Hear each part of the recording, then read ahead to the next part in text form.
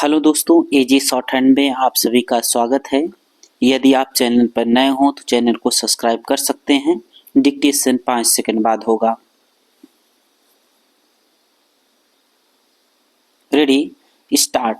अध्यक्ष जी, जिस समय पाकिस्तान ने भारत पर हमला किया था उस समय उन्होंने देश की रक्षा के लिए महत्वपूर्ण कार्य किया था। उसके साथ ही मैं मंत्री महोदय को यह भी स्मरण दिलाना चाहता हूं कि शायद उन्होंने इस पर ध्यान नहीं दिया कि इस बार जो राष्ट्रीय पुरस्कार मिले हैं उनमें रेलवे प्रशासन को केवल 2 ही प्राप्त हुए हैं, जबकि मैं ऐसा मानता हूं कि हमारी सेना के बाद अगर किसी ने युद्ध काल में सराहनीय कार्य किया है तो वह रेलवे प्रशासन अथवा रेलवे कर्मचारी और अधिकारी हैं। इसलिए उनके मनोबल को बनाए रखने के लिए और उनको प्रोत्साहित करने के लिए रेल मंत्री को इस बात पर भी ध्यान रखना चाहिए और इसका प्रयास करना चाहिए कि जो भी इस तरह के प्रोत्साहन मिले हैं उनमें रेलवे का विशेष ध्यान रखा जाए। पैरा, रेल मंत्री महोदय ने अपने वक्तव्य में भी रेलवे कर्मचारियों की प्रशंसा की है या उनको प्रोत्साहन दिलाया है, लेकिन यह प्रोत्साहन शांति काल में भी बना रहना चाहिए।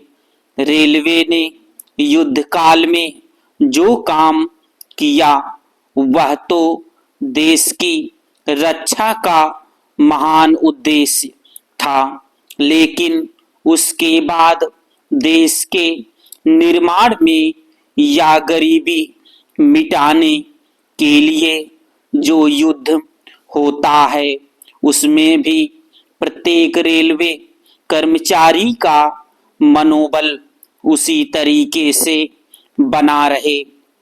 इसके लिए भी रेल मंत्री महोदय को कुछ कदम उठाने की आवश्यकता है।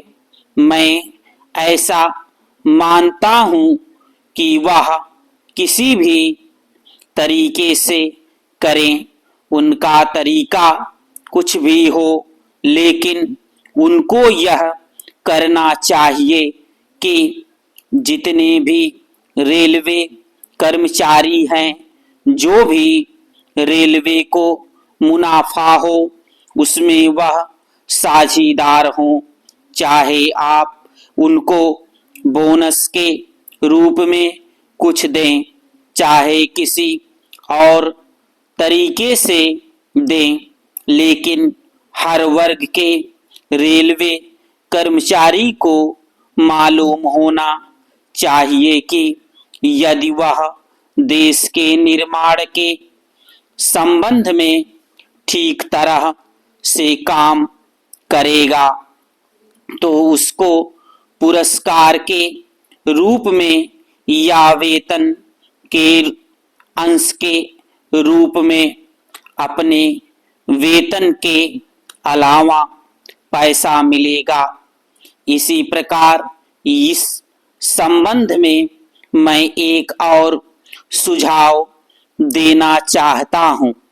स्वतंत्रता के बाद रेलवे प्रशासन भारत सरकार का प्रशासन हो गया, लेकिन यह लोकसभा एक विशेष उद्देश्य को लेकर चुनी गई है।